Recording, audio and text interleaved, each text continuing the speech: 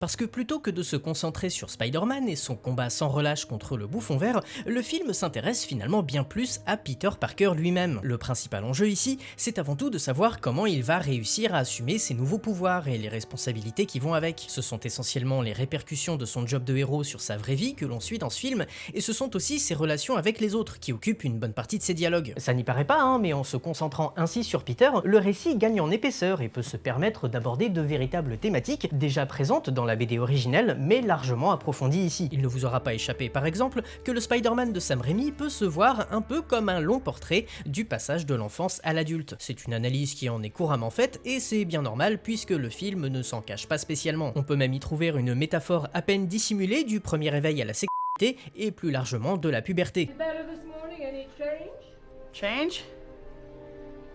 Yeah.